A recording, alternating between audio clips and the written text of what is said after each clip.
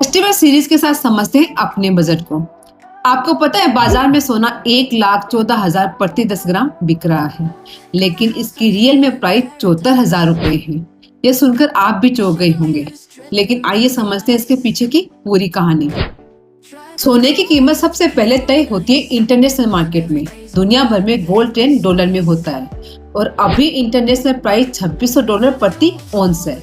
एक औंस का मतलब होता है 31.1 ग्राम, और अगर इसे 10 ग्राम में कन्वर्ट करें और डॉलर को रुपए में कन्वर्ट करें तो इंडिया में इसकी प्राइस होती है 74,000। लेकिन जब ये सोना इंडिया आता है तो उस पर 12.5% की बेसिक कस्टम ड्यूटी लगती है, 3% का जीएसटी लगता है और कुछ लॉजिस्टिक चार्ज लगते हैं। यही सब टैक्स मिलकर सोने की कीमत को 18 से 20% तक महंगा कर देते हैं और सोने की कीमत सीधे 74,000 से बढ़कर 90,000 तक पहुंच जाती है। डॉलर की चाल भी सोने की कीमत को ऊपर नीचे करती है। सोना डॉलर में तय होता है। जब डॉलर मजबूत होगा तो हमें सोना खरीदने के लिए ज्यादा पैसा खर्च करना पड़ेगा।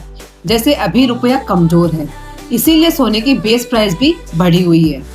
अभी हम तक पहुंचने से पहले सोने पर ज्वेलर्स अपना मेकिंग चार्ज, प्रीमियम चार्ज, ये सब लगाकर 7 से 10% की बढ़ोतरी कर देते हैं और इसी 7 से 10% की बढ़ोतरी के साथ सोना सीधा 74,000 से 1,14,000 तक पहुंच जाता है।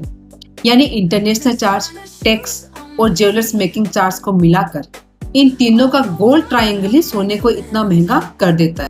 तो अगली बार जब आप गोल्ड खरीदने जाएं तो ज्वेलर्स मेकिंग के साथ टैक्स और डॉलर पे भी नजर रखिएगा, क्योंकि रियल प्राइस को समझेंगे तो इन्वेस्टमेंट का सही टाइम का पता चलेगा।